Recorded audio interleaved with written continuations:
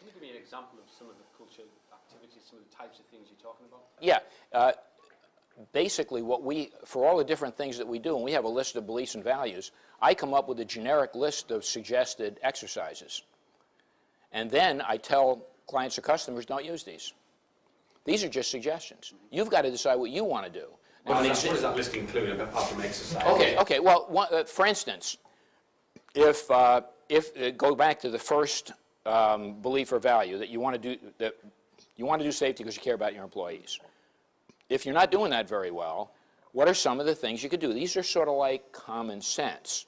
Like every time you have a meeting to talk about a problem or a safety situation, the first thing that gets raised is, how is this going to affect our employees? The first issue is not, what are the compliance issues here? Or what could this cost us if this goes wrong? Because as soon as if you're leading that meeting or involved in that meeting, as soon as that comes up, you say, we're doing safety because we care about the costs or because of compliance, right? So the first thing you do is say, how is this going to affect our employees? That becomes a part of every safety meeting. That's the first question you ask. Another exercise might be to go back and look at all the accidents you've had over the last year or 6 months or whatever, and try and find out if they ended up being witch hunts or the solutions were totally based on technology and programs and didn't take into account the people. And when the word gets around that you're doing that, the culture starts to change and that people start to realize that, hey, they really care about us. Any suggestions on how we could implement this across a volunteer organization?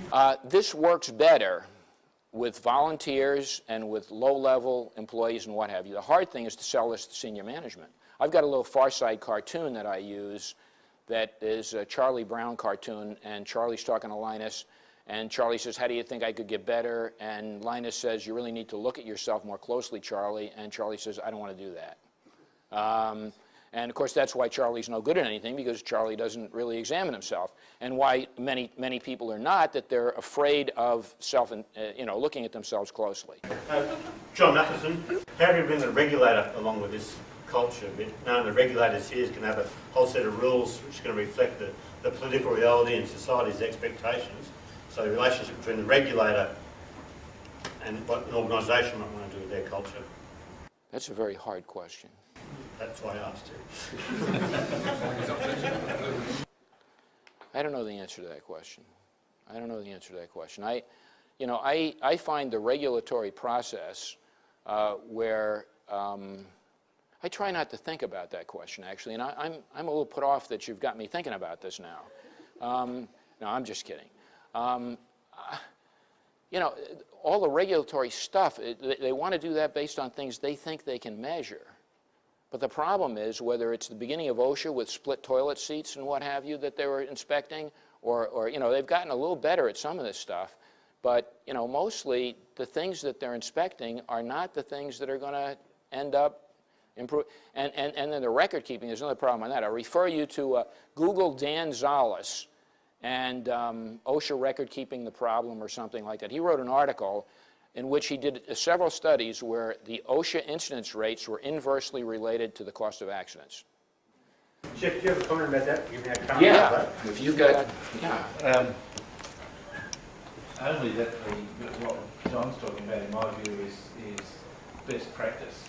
And so the regulatory model is to give us the lowest common denominator against which all organisations should work to. But, okay, it's a starting point, and it's a perfectly legitimate starting point. It's a social value about what's the minimum acceptable standard, and I guess what we're debating and what the profession is about driving that towards best practice, because you can't regulate for best practice. Much better answer than mine. Thank you very much, Jeff. Thanks. It's a different facet completely. Something I thought about when you mentioned volunteers. I'm from Irish president. Right. And we're a volunteer organisation. Right. And we're culturing and developing people who can influence in the workplace. Okay. Whether that's a safety rep or a safety manager, Sure. or somebody who just wants to share best practice. Mm-hmm. And it's just a different facet of what you were talking about. Sure. And when we talk in the UK about culture, we always talk about culture and behaviour.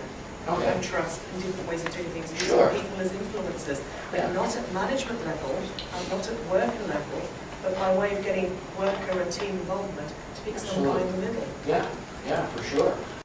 David? The theories of Heinrich arguably done more damage than good, and they're not so much untrue as unhelpful, but they lead everybody down the path of blaming the worker, the careless worker theory. Sure. How do you overcome that by addressing the culture? I'm going to sort of cop out on this one, and then I'm going to say that you will overcome that naturally by a culture enrichment process. That I think it will just happen. Maybe it won't, but I think it will just happen. That again, the process is the product. It is a process, not an event. And over time, that kind of thinking will get flushed out of the organization.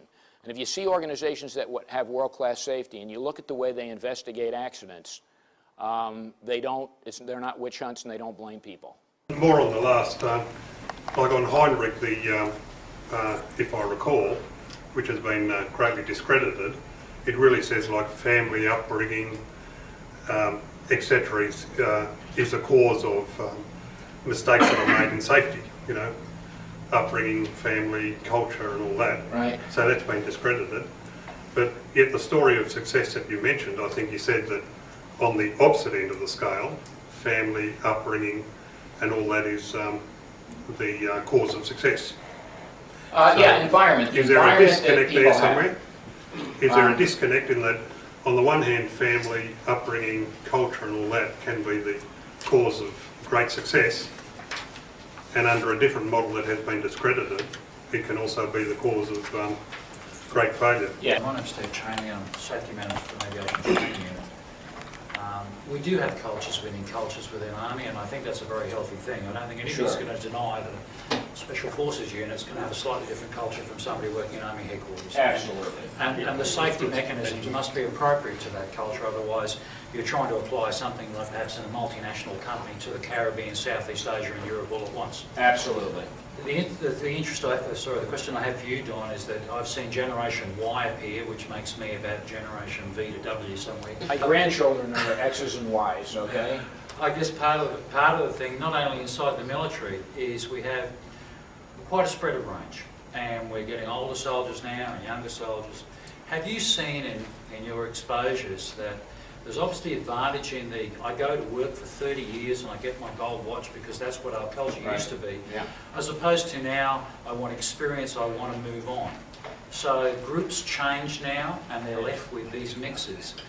Do you find there are some groups that are easier to change the safety culture with, the more fluid ones, or do you get more benefits out of the long fixed culture, and once they change that though it's more rigid? Is there an age parallel or a generation parallel in there somewhere?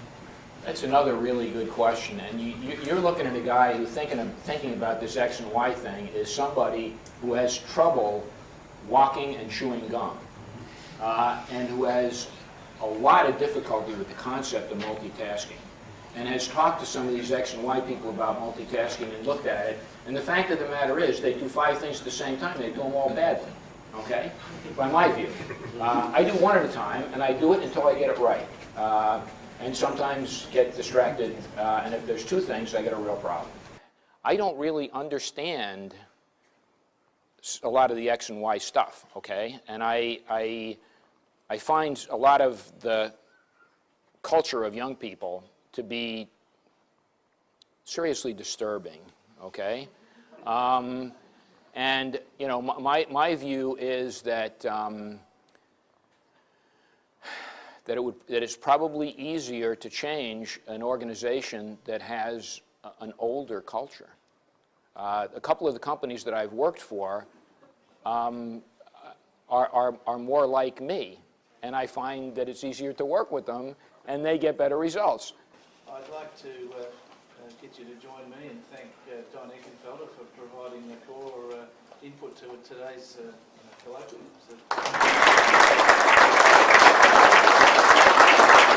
If any of you would like to have some of the things that I talked about, you know, a diagram of the bridge metaphor and the performance map and what have you, we have a little sort of free introductory, this is our story kind of little presentation. If you give me a business card when I get home in a couple of weeks, I'll just send it to you electronically.